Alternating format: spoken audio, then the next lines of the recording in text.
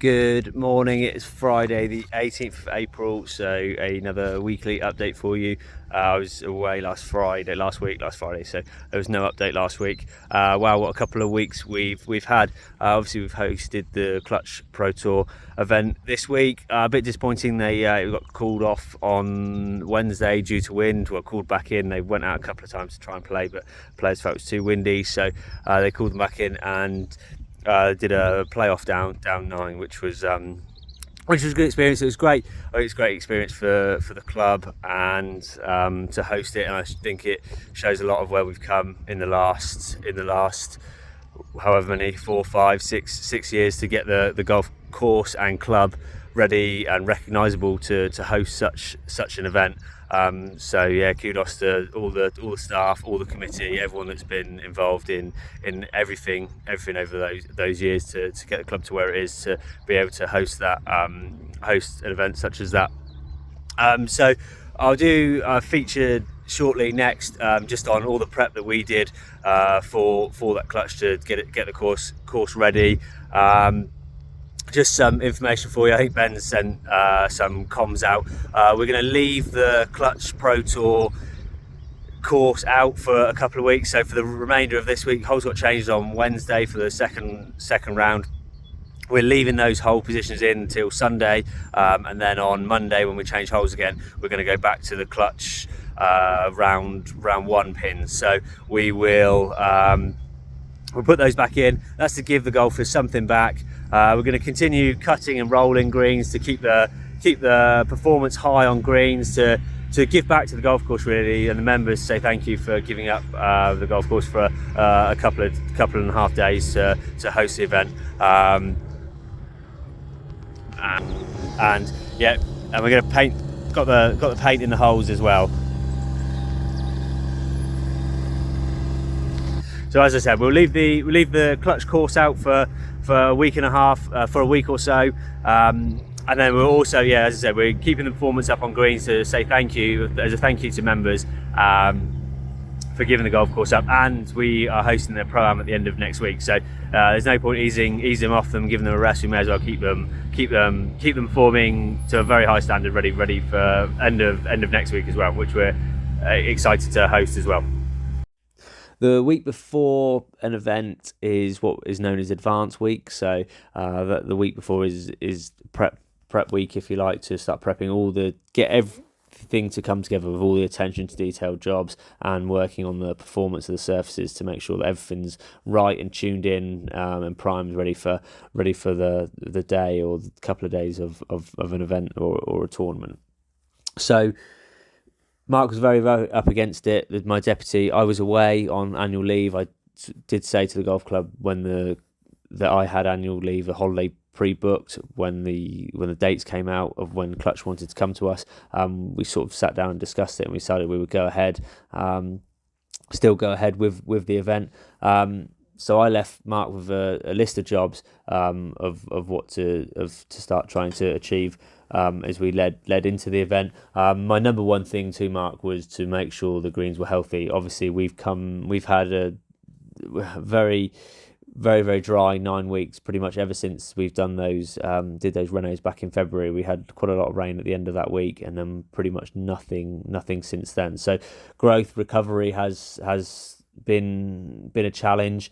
We're still quite not 100% there with some of our greens, which we're very, very surprised about. It wouldn't put me off doing my maintenance again next year, because I think it's very, very unprecedented and volatile weather conditions to not have any rain during end of February, all of March and part of April into not have any rain during that period. It's pretty much unprecedented and very, very anomaly odd year. So as I said, my number one thing to Mark was to make sure they're healthy, carry on cutting one day, rolling the next, cutting one day, rolling the next, but make sure the water situation, they're well watered and they're healthy, so that 4 or 5 days before the event that we could start pushing them.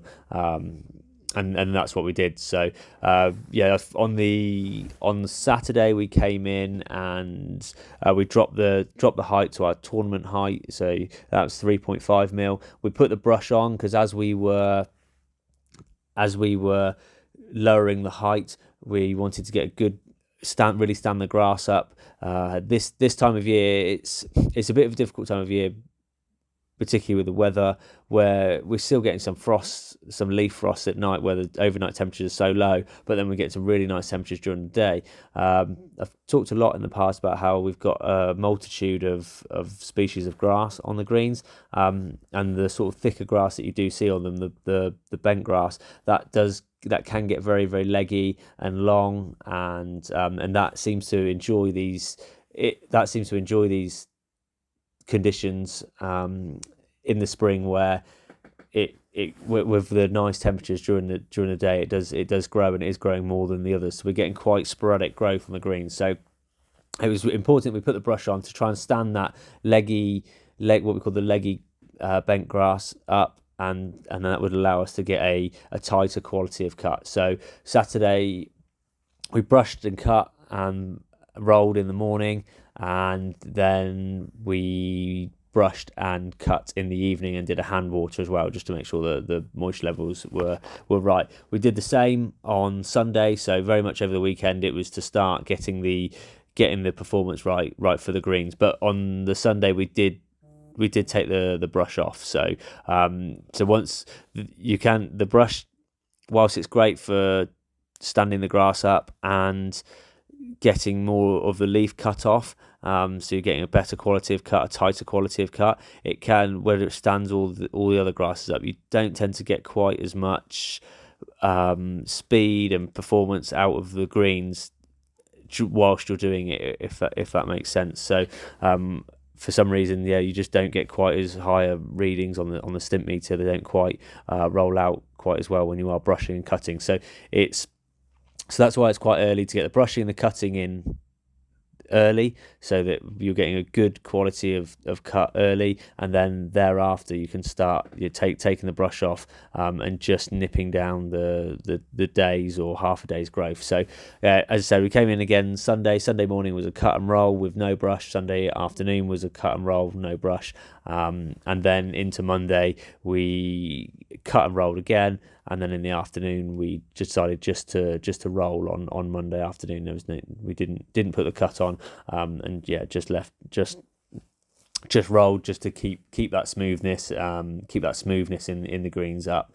So that was what we did on the greens to prepare over the weekend, and that really worked really well. That allowed us to, as I said, it was really, really important that we went into the weekend healthy, and then we could sort of leave off the automated water and do some hand watering in any areas where it was dried out. Well, sorry, when I say the automated water, I'm talking about, for those that have listened to some of the previous updates, where we put 6 millimeters of water on to replenish anything that's coming. We can do away with that, and then just do the hand watering in the areas where it's starting to dry out. And then we also just put a little bit of water on, so 2 millimeters, not long before our core setup, because if you just put a little bit of, you get more performance out of just putting a little bit of moisture on, so that the roller has something to compact. If hopefully that makes sense, because when it's very dry, it almost, the roller goes over it and it sort of bounces back up again. Whereas if you just put that 2 millimeters, a little bit of water in that top layer, that will help it just compact that top. The roller will help compact that top layer just to get a little bit more performance and a little bit more speed out. So that was the greens going into the event, which, as I said, worked very well. Took plenty of overtime, and as I said, split shifts over the weekend to come in and do that, and staying late on Monday to roll to keep that performance up as well. But as I said, with the sort of volatile, dry conditions that we had, it was quite important to carry moisture and have the greens in a very healthy place, sort of 4 or 5 days before the event, and then we could start pushing them with the cutting, rolling, and ease off the large amounts of water, so to get the best performance out of them. Outside of the performance on the greens, Monday particularly was a big day for us, a long day for us as a team, to really sort of neaten the golf course up with all our attention to detail jobs. So those jobs included strim edging the bunkers and getting those blown out, doing our Flymo band around the tees to tidy up that, divoting the tees, having all the sprinklers trimmed up, and all the distance plates and all the tee plates as well. So it's just all those attention to detail jobs which really just neaten off and tidy up, and that was also on top of doing a full cut as well. So we came in Monday, we cut tees, aprons, fairways, green surrounds, so that prepped them for the next couple of days, and then went on to those attention detail jobs, as I said, and it was a case of we just work until everything was done. So team put in a really good shift to get all those done. All the feedback we've had has been very positive and absolutely fantastic, and by the sounds of it, I think quite a few of the players were quite disappointed they didn't get to go out and play in the second game, because they were looking forward to it and said the course was in such great condition. They were looking forward to it and wanted to go out and play again. So we got on really well with the organisers from Clutch, who gave us some great feedback and said it was great. Particular highlight, Gaz, one of the organisers, said it's nice to have someone who takes so much care and attention to details in changing holes, referring to Mark, who was changing holes, and how we changed holes after all the cutting and the rolling, because it meant that they couldn't get damaged by any of the wheels that go over the greens, or the roller squashes it in. So he was really impressed with a lot of the attention detail and things we did. Obviously, not everything went perfectly. I've done a bit of a debrief. It was a very new experience for us, and I did say I wanted to use this as a learning experience. We had never really been tested for a full 2T start at before, so that went off at 7:50, and that worked out well. We beat golf easily. I've done a whole debrief of what I would do differently next time, and I will report that back to the committee, and through meetings and things like that. So we're better prepared and know what we would do next time, and to give feedback on all that. But all in all, it's a shame that we didn't have a full play day on that second day, because I would love to have gone out and see them.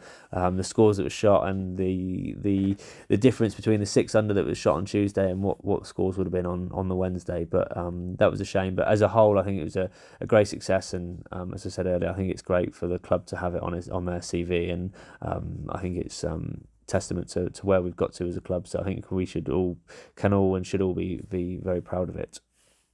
And that is all for this week, folks. So in the middle of a bank holiday weekend, so it'll be a 4-day full week next week, and it'll be sort of full prep ready for the Pro-Am as we go again next Friday.